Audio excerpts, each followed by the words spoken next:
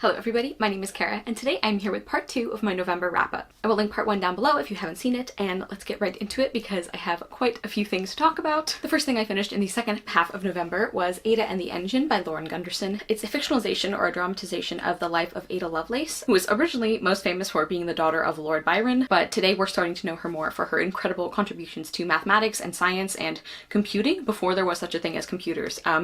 She's basically credited with writing the first computer program. The main focus of this play, besides her information engine, is the relationship between her and Charles Babbage, who was another, he was also in the field of, I think, mathematics, and they had a very interesting and, I think, close relationship. As far as I know, there's no evidence to suggest that there was a romantic undercurrent to it, but this play kind of treats it as if there was that possibility, and I think this play did an amazing job of having that be a central relationship without making it feel like it was overshadowing Ada's own accomplishments. I actually found the relationship between her and Charles Babbage to be really moving. I thought the dialogue was excellent, the characterization was very good. I found Ada to be such a fascinating and wonderfully complex character, and I even really liked the final scene, which according to reviews for the actual stage production, there were quite a few divided opinions on that because it is very different in tone from the rest of the play, but I actually really loved that. That was probably one of my favorite scenes in the whole play until the very last 2 pages or so. There's kind of this development that happens at the very end of the play that I really didn't like, and I felt like kind of cheapened the rest of the play. I still gave this play 4 stars because other than that it was fantastic, but I'm really upset about that ending. Next, I finished Letters to the Lost by Bridget Kemmerer. This is a contemporary novel about a girl named Juliet and a boy named Declan, and Juliet has recently lost her mother, and one of the things that they really had in common that kept them close is they would write letters to each other, and partly as a way of grieving for her, Juliet has started leaving letters on her mother's gravestone, and one day Declan finds one of these letters and it really speaks to him, so he writes back. So this book is about their relationship development and their individual lives and the things that both of these teens are going through, and of course there's the added, I guess, conflict or complication of when they find out who the other person is, because Declan is kind of a really unapproachable, kind of tough kid at school. Like, he's considered one of the troublemakers, and Juliet is very much not that. And I loved this book so much. The relationship development was really wonderful, both through the letters and through the interactions that Juliet and Declan eventually have in person. And I'm really impressed that they were so convincing, because I think it's very difficult to have relationship development when one person knows who they're writing to and the other person doesn't, if that makes sense. You have to make the reader believe that these people would connect through letters and then connect almost like separately, like in person, if they don't know who the other person is. I also really liked the friendships of the individual characters, especially Declan's friend Rev. Their relationship, like their friendship, was just so wonderful to see, and as I've seen people point out, we don't really get a lot of really strong friendships between guys. This book was also incredibly compelling. I read it in basically one night. I think I started it around like 8 o'clock at night and I stayed up till like 1:30 in the morning reading it. But I don't regret a second of it. All of the relationships were also so believably messy and complicated. I ended up giving this book 4.5 stars. The only reason I didn't give it a full 5 is because I was a little tiny bit disappointed in the ending, because I loved the ending, but we had so much build-up that I wish we would have spent more time on that, and I just love this book. I'm officially on the Bridget Kemmerer bandwagon. Next, I finished The Unexpected Miss Bennet by Patrice Sarath. This is a Pride and Prejudice retelling or continuation, and we follow the character of Mary Bennet. This book occurs after the events of Pride and Prejudice, and I think it's going to be kind of hard to talk about this one without referring to the ending of Pride and Prejudice, so skip this part if you haven't read Pride and Prejudice yet. Jane and Lizzie start getting a little concerned that Mary is kind of just left to languish at Longbourn, so she gets invited to spend time with Lizzie at Pemberley. Basically, this is a book about Mary Bennet sort of coming into her own and possibly finding love, and I really liked this. The writing style I really enjoyed. I think it felt period appropriate enough that it didn't take me out of the story, but it also didn't feel like the author was trying to artificially copy Jane Austen's style. The humor was also really good. Again, it's kind of like, I don't think she was copying Jane Austen, but I think she definitely took inspiration from that tone, and I really loved that. Like, the characterization of some side characters, like Mrs. Bennet especially, was so on point, and I also really liked the romance overall. Mary and the person that she ends up with are very different personality-wise and interests-wise and everything else, but I think it mostly works. And part of that is because I think there's a hint that they are going to continue to grow and kind of encourage each other to take interest in the things that are important to them, which is something that I really like. Mary ends up spending a lot of time at Rosings Park, and I really liked some of the relationship developments that happened there, but plot-wise it felt kind of unnecessary. I do think that she is in some ways kind of different from the original novel, but I think that makes sense because we spend so little time with Mary in Pride and Prejudice that I think there's a lot of room to kind of build on her character traits or extrapolate or even grow past some of them. So I think even though she does feel at times very different from kind of our assumptions about her in the original novel, I think it mostly works, and I gave The Unexpected Miss Bennet 4 stars. Next, I finished The Girl and the Wolf by Katharina Vermette, illustrated by Julie Flett. And this is a very short, beautifully illustrated picture book that kind of feels like a folktale or a different take on some of the Native American folklore that the author is drawing from. Because it is so short, I don't want to say too much about the story, but the art is absolutely stunning. I think I actually took a clip of it, so hopefully you're seeing that right now. But I love the contrast of colors. I love the almost paper cutout feel of it, and I think the author's note where she kind of explains why she went this direction of the story is absolutely worth the read. If you're somebody who doesn't normally read author's notes, I would definitely recommend reading this one. And I gave The Girl and the Wolf 4 stars. Next, I finished The Lost Sisters by Holly Black, and this is a novella in the Folk of the Air series. I think technically you're supposed to read it between book 1 and book 2, but as long as you read it after book 1, I think you're fine because you don't want to spoil yourself. And this is basically some of the events of the first book from a different character's perspective. I really enjoyed the writing style and the kind of fairy tale inspiration and the analysis of fairy tales. It was really nice to be back in this world. Honestly though, like, I still feel the same about this character as before. Like, I appreciate the effort, Holly Black, but I still don't like this character. And the justification for this character's actions, which I feel like is kind of the point of the story, I don't feel like it was super convincing. I don't feel like it was convincing at all, honestly, so I gave The Lost Sisters 3 stars, but I am really glad I read it. Next, I finished Sorcery of Thorns by Margaret Rogerson. This is a standalone fantasy novel, and we follow our main character, Elizabeth, who is a librarian, and in this world, librarians are a little bit different, at least this kind of librarian. They are essentially guardians for these enchanted books called grimoires, which actually are somewhat sentient. Some of the really evil ones are especially sentient, and it is the librarian's job to protect them or to guard them, and also to guard other people from them. And also in this world, the librarians are raised to hate and fear sorcerers. And the story for this book starts when Elizabeth, something terrible happens at the library where she works and lives, and she gets taken to the capital to sort of answer for this, even though it's not her fault. And the person who takes her is a sorcerer named Nathaniel, and the rest of the book is about the two of them getting to know each other and working together and realizing that there's some kind of plot going on, and that the terrible events that happened at Elizabeth's library maybe weren't an accident or weren't an isolated incident. So this is a very popular book at the moment, and this is definitely a case of it's not you, it's me, because even though I ended up a little disappointed in this one, I don't understand why, really. Like, I can point to small individual things that didn't quite work for me, but I don't really understand why those little things added up to me being dissatisfied with this book. Like Elizabeth as a main character, I had a really hard time connecting to her. I just didn't really feel like she was super well developed. I did like that she is tall and like physically strong. That's not something we see a lot with the main female characters. And I also really loved and admired her unshakable moral compass. And she's going to do the right thing and try to help people and save people, and she doesn't really understand why other people's priorities wouldn't line up with hers because she's trying to do the right thing. Like, she doesn't understand not being selfless. And I really liked that. Like, I really admired her, but I just didn't love her. And then Nathaniel, the other main character, or kind of the love interest, he was okay. Sometimes he felt charming and sometimes he just felt kind of irritating. And I kind of didn't like the fact that for the first chunk of this book, he was always the one who like won the argument or who made Elizabeth feel stupid and small. Like, I don't know, it's like if you're gonna have banter and kind of an animosity relationship that turns into romance, I kind of like it when it's more balanced. I did like some of the like magical book elements, like the library settings were pretty cool. In a way, this book didn't really feel like a book about books. It felt like a book about magical creatures that happened to be shaped like books. But there actually wasn't a lot in this book about storytelling itself, but I did still like that. There was this one scene in particular involving the library and the books near the end that actually made me very emotional, and I really liked that. Also, definitely my favorite part of this book, which I think has been like a pretty consistent opinion, is the character of Silas. So sorcerers in this world, they take magical power by summoning demons and making deals with them. And actually my friend Jocelyn mentioned that the relationship between Nathaniel and his demon Silas was very reminiscent of Howl and Calcifer from Howl's Moving Castle, and I definitely agree with that. Silas is just such a fascinating character.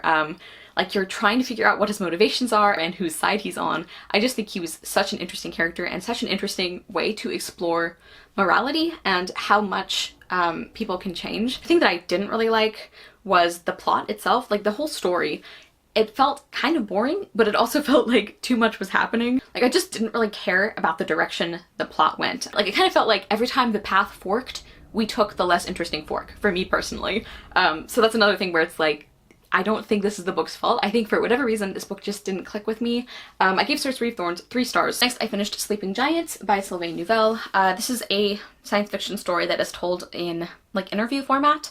And the synopsis that everyone gives for this is that we start off where the main character is a little girl, and one day she's riding her bike and she suddenly falls into a giant metal robot hand.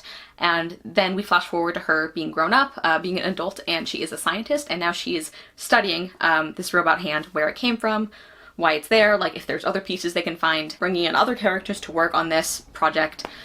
And I had really low expectations for this book, and I was still disappointed. I could not stand this book. I'll start off with the very few things I liked first.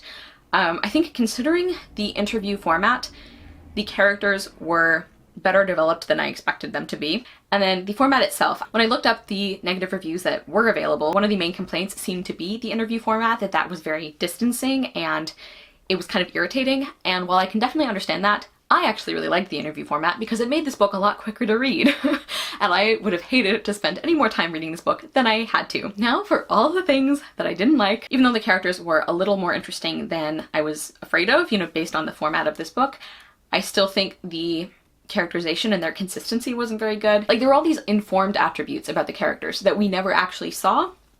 Like, there's this one character in particular, I think his name is Vincent, and I actually found him kind of interesting and likable. He was one of the characters I was slightly more invested in than everybody else. And every single person who talks about him talks about what a jerk he is, and like, apparently nobody likes spending time with him, or if they do, they feel guilty about it, because everyone just acknowledges that he's like not a nice person. Like, even Vincent himself in the interviews is like, I know I'm not a good person. And every time that would come up, I'm like, okay, but we never see him doing anything bad. I don't understand, like, why did they keep telling us he was such a bad guy and then like not show us this? And you could argue like the interview format makes it hard to do that, but there were other characters whose personalities did come through in the way they interacted during the interviews and through hearing about them from other people's perspectives. So I don't think there's any excuse for that. I also thought the mystery part was really stupid. Like, figuring out what this robot hand is and where it came from and yada yada yada. I didn't find that compelling at all. I also found this book like super predictable. Like, the twist ending that apparently was like such a big deal, I saw that coming like a mile away. I know I'm good at predicting books in general, so it wouldn't have bothered me that much, except that it's kind of one of the things that this book is like built on, is you not knowing what's going to happen. So if you do, and you're not liking the characters and you're not liking the story overall, like, what's left? Also, I'm not going to spend that much time on this, but there was also a lot of like romantic drama that I think was mostly very unnecessary. Like, honestly, this is an example of like, people talk about how YA has all of these unnecessary romantic subplots, which I know it can, but like, this is a serious adult book, and the level of like romantic drama and nonsense was so much higher. But honestly, the biggest problem I had with this book, and one of the reasons I hated it so much, is that supposedly this is a book about moral questions like ethics and responsibility and how much you are willing to sacrifice for knowledge. And even the way this book is set up, it's like practically begging you to put yourself in these characters' positions and decide if you would have done what they did or how far you would have gone. Like, just the way all of the interviewers' questions and some of the things that the characters say, it's all set up to make that feel like the point of this book. And none of these moral questions was ever engaged with at all. Occasionally, we would have a moment from one of the characters who was like, my god, what have we done? And then like immediately the next page, it's like, all right, flip the other lever, let's see what happens now. There was lip service paid to how like tough these ethical dilemmas were, but nobody, like, there was no follow through. Like, nobody ever stopped and thought about what they were doing, what they were risking. It actually really pissed me off that there were a few times where people acted like they were really upset at the consequences of these actions, but none of that stuck. Like, literally the next page, they would be talking about how great the experiment's going and how everything was worth it and how they want to do it again. And I don't think that was intentional. Like, I don't think we were supposed to notice the dissonance between the characters' actions or responses and their like moral dilemmas or whatever. And for a book that is supposedly so deep and such a thoughtful exploration of morality, I think the way that it handled those things was ridiculous. Also, going back to the mystery elements, there's this whole like thing where you don't know the identity of the interviewer, like the person who's collecting all of this information and like recording all of this. And clearly we're supposed to be on the edge of our seat about who this interviewer is. And I absolutely did not give a shit. Like, I didn't care about anything in this book. Like, if you're gonna make the mystery so sloppy, if you're going to act like this book is such a thoughtful exploration and then not do anything with that, if you're going to have such sloppy characterization, like, I'm not gonna care. And I didn't care. And the last thing before I end this rant is there's also this general feeling throughout this book that, like, there is one way to be a smart and worthwhile person. And if you are not this one way, you are not worth anything or worth as much as the people who are. And that just really rubbed me the wrong way. I think it's especially odd because I think Sylvain Nouvel, like, I don't think he was, like, traditionally educated. Like, I think he quit school early or something. So it's really odd that there's so much elitism in this book when it comes to education and the sciences and everything. And just to highlight that, there were multiple times where characters would reference the IQ test and use that as, like, an example of how one character was so much smarter than everybody else because they had a high IQ or a higher IQ than this other person. And we have known that the IQ test sucks for decades now. Like, it's not a good test. It's very discriminatory. It's really just useless as a measure of just about any kind of intelligence. So it was really irritating that that kept popping up as, like, supposedly the ending argument. And that seems like a small thing to take issue with, but on top of all of the other things I hated about this book, it was just too much. So I gave Sleeping Giants 2 stars. I actually considered giving it 1 or 1.5 stars because I hated it that much, but generally I try to save those books for ones that are more, like, actively harmful or problematic, even though, as I said, the IQ test itself is not great. Next, I finished The Woman Who Smashed Codes, a true story of love, spies, and the unlikely heroine who outwitted America's enemies, and this was written by Jason Fagone, and I listened to this on audiobook, and the narrator was Cassandra Campbell. So this is a nonfiction book about the life of Elizabeth Smith Friedman, and she was a code breaker. She was never given the credit she deserved while she was alive, and she basically saved the United States during World War II. The reason we don't know about her is partly because of, like, top secret security clearance and stuff, and also partly because of sexism, and also partly because Elizabeth herself didn't really highlight her achievements. And I had some kind of mixed feelings about this book. I really, really loved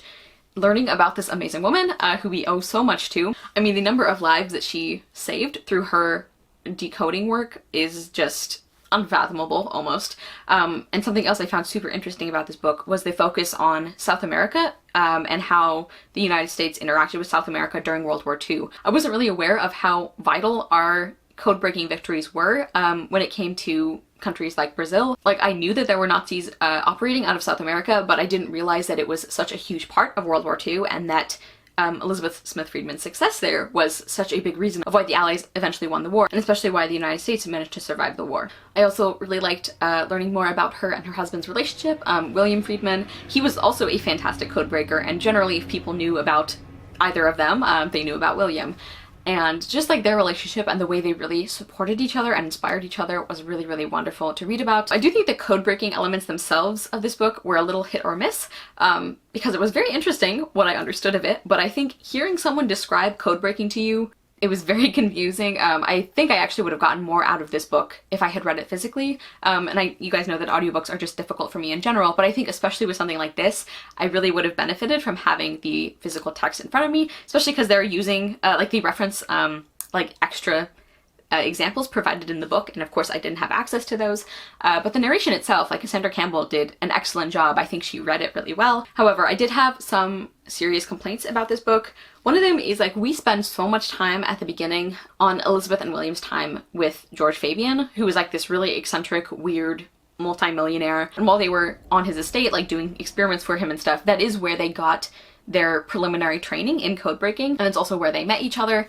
So I see why it was important to have that background, but I think we spent way too long on it. Like, so many chapters about George Fabian, and I did not care about him. And overall, I feel like the writing of this book was good, but I think sometimes it felt a little bit too much like it was written like a novel, and that seems like a weird thing to say. And I think if I had been reading this book physically, I actually would have enjoyed it because it would have made it more compelling to read, but it would sometimes take me out of the book when we would come across a passage or a line that would have been more suited to a fiction novel than a nonfiction kind of book.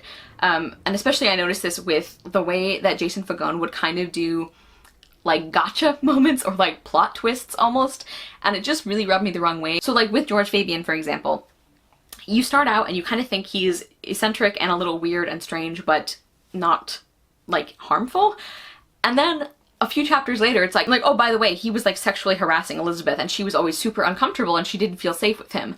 And I hated that. There was also, so, like, the reason that Elizabeth and William are initially at Riverbank, which is his estate, was to work on a cipher project, which is like this conspiracy theory that Sir Francis Bacon was the one who actually wrote the Shakespeare plays and that Shakespeare wasn't a real person or he didn't write them or whatever.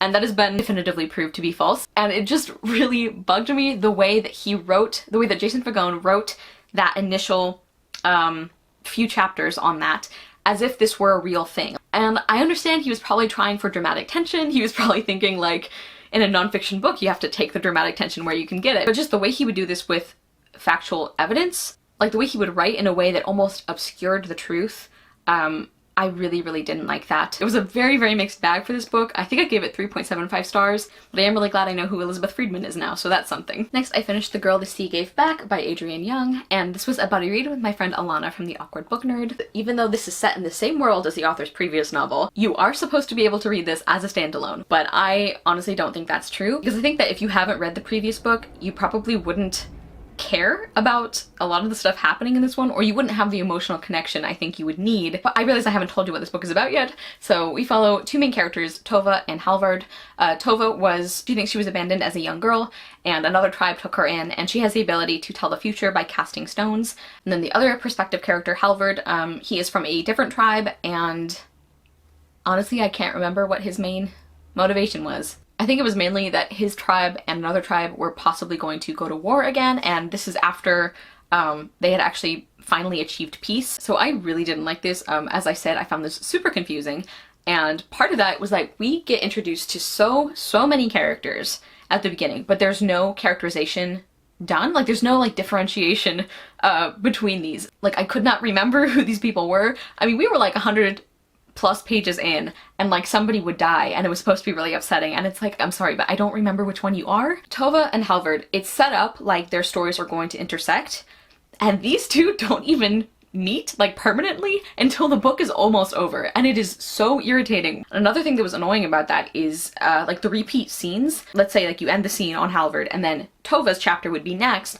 and it would like backtrack until a little bit before the scene that you had just seen. So you have to like repeat things from the other character's point of view, even though it added nothing to the story. I think Alana didn't really care for this book much either. She said she much prefers Sky in the Deep. I ended up giving The Girl the Sea Gave Back 2.5 stars, which seems a little high in hindsight because really the only thing I can think of that I truly liked was some parts of the ending. But maybe I was just so relieved to finally get through this book that I like subconsciously rated it higher than it should have been. I don't know. Next, I finished another buddy read, and that was Realm of Ash by Tasha Suri. This is the second book in the Books of Amba series, and I buddy read this with my lovely friend Jocelyn from Yogi with the Book, who is actually the one who made me read the first book in the first place, and I am so grateful she did. So this is a companion sequel, and we follow the younger sister of the main character in Realm of Ash, or in Empire of Sand, I mean. And this takes place several years after the events of the first book. And right at the beginning of the story, Arwa, our main character, is widowed. So we see her go to kind of this sanctuary for widows, but she isn't there very long before she actually gets taken to like the royal court or the royal palace. And she's actually very glad about this because her deepest wish is to be able to serve the empire. And the task she ends up with is helping Zahir, the bastard prince of this empire, to try and uncover some knowledge that one of the leaders of this land had that might be able to protect the empire, because basically it seems like the empire is cursed and falling apart and there's danger everywhere, and the people are blaming the Deva, which are these magical beings in this world. And Arwa, she is part Amrithi, and they are a group of people who are really looked down upon and mistreated horribly. The other people in this country or in this kingdom distrust them because they are apparently linked more closely with the Deva than other people are, and Arwa is really ashamed of that. She has a lot of internalized racism and prejudice about her Amrithi heritage, and unlike her sister, like, she can pass as Amban, so there's a lot of like conflicting feelings that she has about that as well. This book is really more about the internal journeys of the characters, and especially of Arwa, and her coming to terms with her heritage and with who she is and with her family and her sister. And this is such a beautiful and layered book. The world and the setting is something I really enjoyed in book one, and I also really enjoyed it here. And one of the things I loved most about this book was how meaningful everything felt. Like the way that blood can represent sacrifice, but also blood as in what your heritage is and like culture and all of that. And the symbolism of roots, and just everything in this book worked on multiple levels. And the personal journey of Arwa was also really, really lovely. Like seeing her start to value herself and love herself for who she is was just really, really wonderful. For much of this book, she really thinks of herself as a failure and as an object, almost like a thing that she needs to use for the glory of the empire. Like she doesn't really think of herself as her own person and as somebody who's allowed to have wishes and dreams and interests. So seeing her realize that, seeing her realize her own worth was just really, really lovely. This is kind of one of those books where you feel like the main story is pretty much summed up in the synopsis, and all of the other major things that happen are all like interior, which again is not a bad thing, but it kind of made it a less compelling read than book one was. And also Arwa herself and Zahir too, I didn't connect to them or love them as much as Mer and Amun from book one, because I just fell in love with them pretty much instantly. And Arwa and Zahir, it's like I like them or I admire them, especially Arwa, it's like I admire her, but I don't really love her. And this is another thing that makes a lot of sense for this book, because Arwa's character is so closed off, like she's so careful to try and separate herself from people and to kind of protect herself and to lock up her feelings, that it makes a lot of sense that that is the feeling the reader gets as well. And then another big thing is for at least half, like possibly 2/3 of this book, we're really waiting for the main characters to figure out things that we already know from book one. And that can make it kind of frustrating at times. And I don't really know how the author could have written it differently. So this is another thing where it's like, it makes perfect sense for the book, but it just wasn't as engaging to read as I felt during book one. And I realized I just talked about a lot of things that didn't work for me in this book, but I still gave it 4.5 stars. Like, I loved this book. It was excellent. I loved talking about it with Jocelyn. And another thing I forgot to mention is I love the exploration of kind of like what you're willing to do for what you consider the greater good. Like, if the ends ever justify the means, if the means is something that hurts a lot of people. Next, I finished Lalani of the Distant Sea by Erin and Trada Kelly. This is an ARC edition, but the book has already released, and this is inspired by Filipino folklore. This is an Own Voices fantasy story, and this is one of those books where I think the various summaries that I have seen give away a little more of the plot than I would have. So I'm going to say about the plot of this book is that we follow our main character Lalani, and she lives on an island where they haven't gotten rain in a very long time. And one day Lalani is faced with a decision that she thinks can be used to save this island, to bring rain back to her island, and it doesn't go quite the way that she hoped it would or that she expected it to. And so she decides to set out on a journey by herself that is incredibly dangerous, that nobody has ever come back from as far as everyone knows. And I loved this book so much. I initially was a little unsure because the beginning is kind of slow. The atmosphere of this island is so like oppressively heavy because life is very difficult on this island, partly because of the people who are in charge. And also just poor Lalani, like your heart just goes out to her so much and you're kind of just hoping for something to change. And then it does, and the story really takes off, and I just fell in love with this book. Lalani herself is just such a wonderful main character. I absolutely adored her. She thinks she's not brave, and she's constantly comparing herself to her best friend, who is this very like brash and confident and outgoing girl, who I also love. And Lalani is always thinking that she doesn't measure up to her, and that she's not brave enough or good enough. But throughout the book you see that she actually is. Over and over she makes difficult decisions that are so good and selfless and kind, and like just that takes such bravery. And then speaking of the friendship, there are two absolutely wonderful female friendships in this book. One between Lalani and her best friend I was just talking about on the island, and then one that you see later in the book. I think overall the relationships in this book were just fantastically done, both the positive and the negative ones, and all kinds of relationships too. Friends and family and enemies. Another thing I loved about that was the themes of loyalty and love and how those interact with revenge. Like, as Lalani is going on this physical journey, you get these little snatches of other characters and how they interact with those themes, and it never felt like heavy-handed. And another fantastic thing about this book was the folklore itself, and actually throughout the book it's broken up with these little almost like fairy tale feeling stories, and some of them are really beautiful and some of them are really quite frightening. And also there are these really lovely like illustrations that are like in some pages of the book, and just the atmosphere and the world building and the writing too. Like, I just ended up loving basically everything about this book. 5 stars, and I highly recommend it. Next, I finished reading People: How Seeing the World Through the Lens of Personality Changes Everything by Anne Bogle. This is a nonfiction book that kind of explains or collects several of the most well-known personality tests or systems. And a couple general things before I get into the actual review. One is that this book is really more of an overview, and Anne Bogle is very upfront about the fact that she's not a professional. Like, if you want the most accurate results, you know, you need to like take this test with a professional. So she's giving like her perspective on them, and also collecting a lot of information about these in one easy to follow and digest format. And then the other general thing is, I think depending on where you look this book up, it sometimes comes up tagged as Christian living, which I think is really weird and inaccurate, because even though Anne Bogle is Christian, she does belong to a Christian denomination. This is absolutely not a Christian or religious book in any sense. In some of her real life examples, she does occasionally use like examples from church, let's say, as like an example of a social setting. And I think also when she's talking about the Enneagram test, she does mention it a little more, but that is a test that is often specifically used in the context of spiritual development, so it doesn't feel out of place there. So yeah, I don't know, I think it's kind of weird that it's categorized that way, but if that's something you were concerned about, I don't think you need to worry about it. And then as far as the actual review of this book goes, I really enjoyed it. I'm somebody who is very new to personality testing. Like, pretty much the only thing I knew was my Myers-Briggs type. So having such an approachable overview of personality types and tests and everything was very useful to me. I think if you do this professionally, or if you're a real fan of personality tests, you might not find as much new information in this book as I did. Like, it might not be as helpful to you.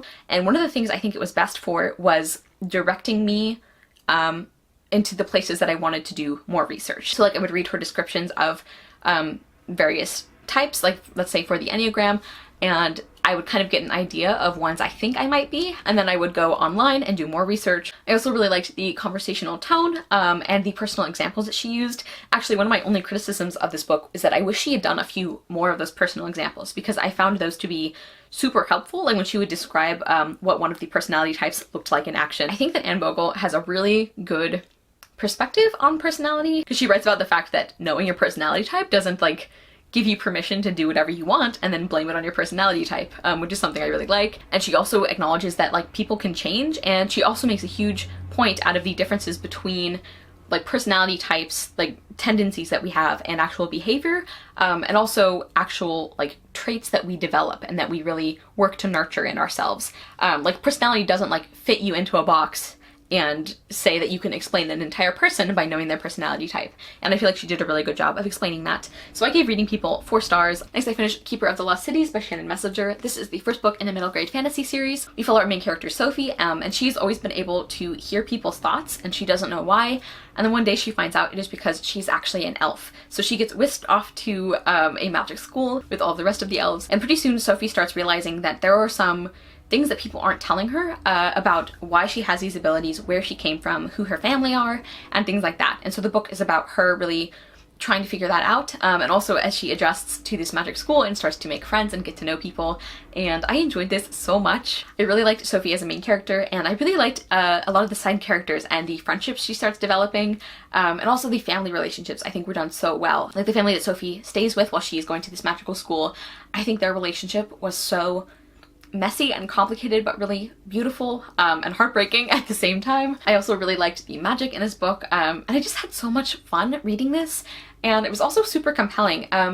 This book did 2 tropes that I normally don't like, but in a way that was so interesting and well done that I didn't mind, and that is the chosen one trope, and also the, I don't even know if this is a trope or just like a story element, but like the hidden past of the main character that they don't actually know about, but other people do. Like, there's all this mystery surrounding who Sophie is, and even though we get all these hints about what might be going on, and like nobody will tell Sophie anything, it never felt irritating, because I feel like Shannon Messenger did a great job of giving you just enough information that you felt like you were still making progress with figuring out the mystery. Honestly, the only thing I didn't like so much about this book is Sophie's human family. I feel like there were a couple of things with that weren't handled as thoughtfully as other relationships were. But the way things are kind of left, I think we might address that in later books, so I'm pretty hopeful about that. But overall, I just loved this. I had so much fun with it, and I gave Keeper of the Lost Cities 4 stars. Next, I finished The Canterville Ghost by Oscar Wilde, and this is a short story. It's kind of a humorous ghost story, and the reason I actually picked this up sooner rather than later is because of my friend Claudia from Spencer's Library. She did a recommendations video on lesser-known Oscar Wilde works, which I will link down below. As is par for the course with Oscar Wilde, the writing is just hilarious and absolutely wonderful. The way he parodies British and American people was just so entertaining to me. So the story is actually about an American family who takes residence in a house in England, and there is a ghost there. And so the English people are all trying to warn them, like, you know, don't mess with the ghost. I don't think you should really take this house. And of course the Americans, being very practical and non-whimsical, are like, we'll take care of the ghost. It's fine. Don't worry about it. Like, the way that he uses this ghost story to really highlight some of the stereotypes about Americans and British people in a really like loving and self-aware kind of way was just so much fun. There's this really horrifying bloodstain on the floorboards, and the British person showing them the house is like, oh no, like we can't let you take residence here, like this is terrifying, like this ghost, like we have to leave this ghost alone. And the Americans just like get down on the floor and they're like, we're just gonna use stain remover, and they just like wipe up the blood stain. And that kind of general tone continues throughout the story, and it was just so much fun. The ending is very different in tone, but it didn't really bother me, and I just really had so much fun with this story, and I give it 4 stars. Next, I finished I Can Make This Promise by Christine Day, and this is a book about our main character Edie, and her mother is Native American, and she has always known that her mother was adopted, so she doesn't know what tribe her mother is from or anything about her family or anything like that. And then one day Edie finds a photograph in the attic, and it's of a woman or a girl who looks exactly like Edie. And Edie is completely thrown by this, and suddenly she starts questioning everything that her parents have told her, if they're keeping something from her, what they're keeping from her, like why they're doing this. And the book is really about Edie trying to find out about her family and about her mother's family. And this is a book about trauma and about healing and families and secrets, and why the people we love sometimes keep secrets from us. And this was such a stunningly powerful story. The story was very different from what I thought it was going to be about. This is definitely a really, really heavy and emotional book. I encourage you to check the content warnings in the description box if you have any sensitivities like that. And this is also one of those books where everything feels important, like everything matters. And while Edie is kind of going through this family crisis, she also has some things with her friendships and maybe losing a friend, you know, somebody who she thought cared about her and who maybe doesn't anymore. And all of those things feel like they matter, like the author writes about them as if she knows how important these things are. And even though the main story of this book is about Edie's past and about generational trauma and all of that, it's not told in a way that makes the other things Edie is going through feel unimportant, if that makes sense. And even with all of this heavy material, there are still some really beautiful moments of humor and love and somehow of hope. It's really amazing to me that a book that handles such devastating material can feel a little bit hopeful at the same time, like the way it ends, and the only way that you can come to terms with something and to try and move past it, or at least try to work through it in some way, is through learning about it. And I just think that was done so beautifully.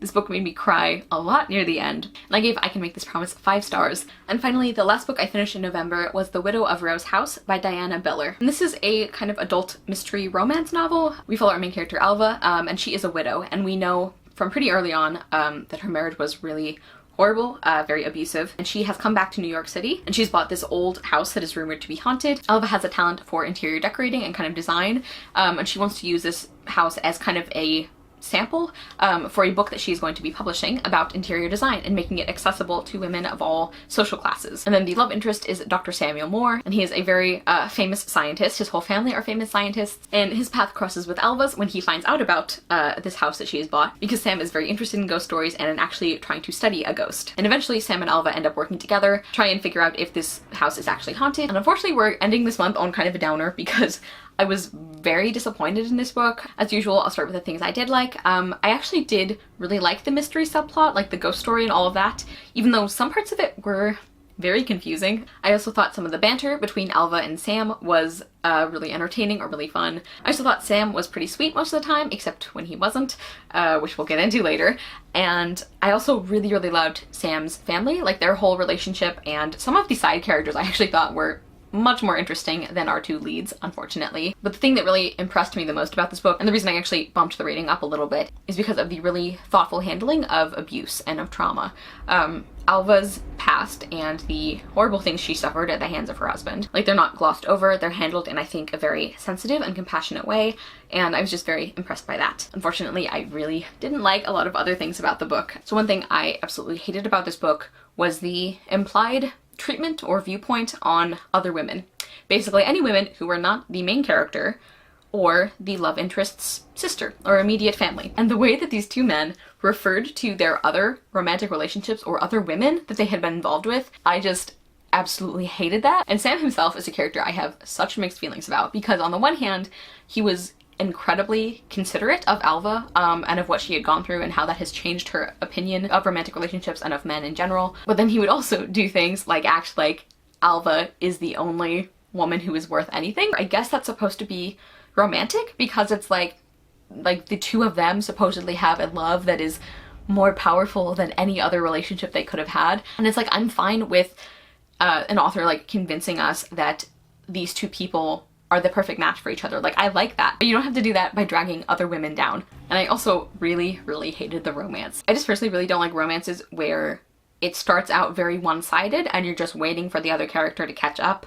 I don't find that very interesting or romantic, really. As this is an adult romance book, and I am going to be talking about some specific language or examples that I really hated or didn't like. If you are watching this video in a public place, just keep that in mind, because we might get a little bit more explicit than I usually do. And one of my absolute least favorite things about this book was also related to the romance, and that is the sex scenes and the way those were written.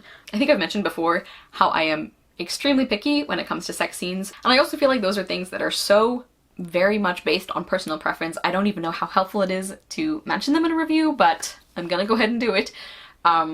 I just despised these. Like, I loathed every single sex scene and the way it was written. Like, there were some parts that were just ridiculous. Like, I was laughing and I'm pretty sure we weren't supposed to be. Like, there were some parts that really, really pissed me off. Like, at one point, Sam, like, orders Alva to masturbate in front of him. And it wasn't like he was actually trying to control her or hurt her or anything, but just the way that was written was so, like, condescending and bossy, and I just didn't find it attractive. I'm sure there are other people who do, who find that kind of, like, commanding presence or whatever very attractive. I just don't. And then there were some parts of the sex scenes that were just not for me, y'all.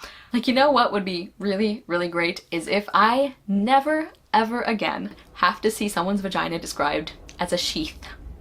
That would just be wonderful. I would love if I never have to experience that again. I've just hit my limit, you guys. So anyway, I gave The Widow of Rose House 3 stars. Honestly, enjoyment-wise, it's much closer to 2 stars, but I do think that the handling of abuse and trauma and all of that, I think that was very thoughtful and very good, so I feel like I had to kind of bump it up a little bit. Okay, everybody, so those are the rest of the books that I read in November. Quite a few, so if you are still here, you have my undying gratitude. Let me know if you guys have read any of these books or if you're going to pick them up. Thank you guys so much for watching. I will see you soon with another video, and I hope you love the next book you read. Bye!